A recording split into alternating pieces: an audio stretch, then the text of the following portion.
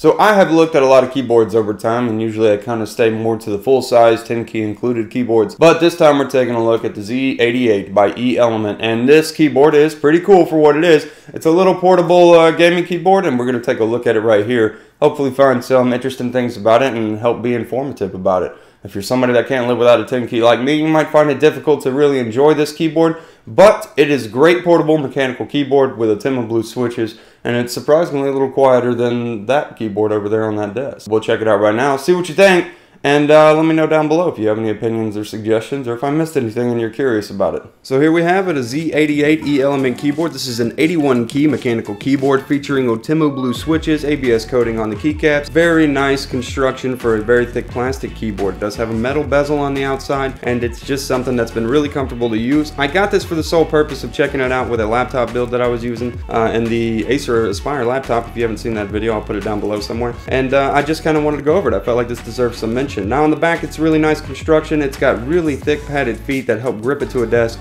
which is something that's really nice to see. The feet on the back, the clips that go up and down, they're really nice. They feel high end, they're capped in a nice thick rubber, they sit up straight, and that's just something that should definitely be mentioned about, as well as they help it grip to the desk. Using a USB connector I thought was a little strange, and I got to thinking, well, if you need more cord, you get a longer one, plug it into the back, and there you go. Something that was probably a thought on their behalf that I looked at in befuddlement and said, well, what do I need that for? But that makes sense to me.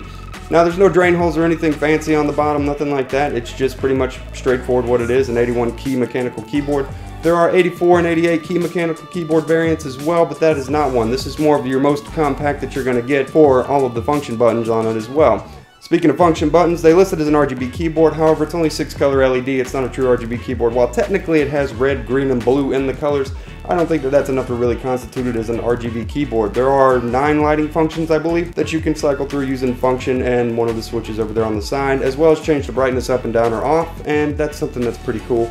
They're pretty standard. If you've seen the Motospeed Inflictor keyboard one, then go there, watch that. They're all pretty much the same. It does the same things. It's almost like they just purchased an OEM chip with pre-programmed presets on it, and that's pretty much all you get with that as far as that goes, which is still cool, especially for the price point of under $50.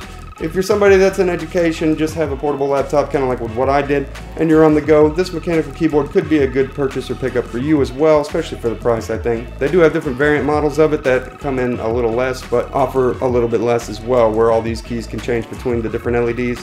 Anyways, let's get into listening to it. This is what the Ultima Blue switches sound like compared to another Ultima Blue switch that has an aluminum back.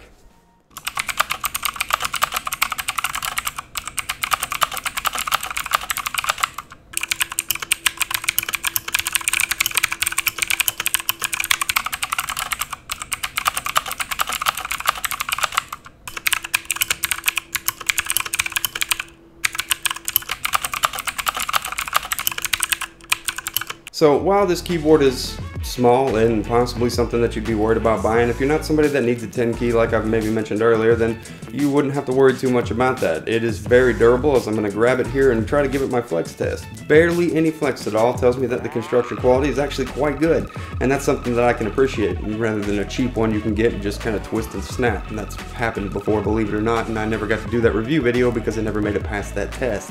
However, I probably should go back and do that. Anyways, the keyboard is really comfortable to use. It's really nice, and I would recommend it, especially if you're somebody that's looking to save space or you just need a portable mechanical keyboard with decent switches. This one will do the job.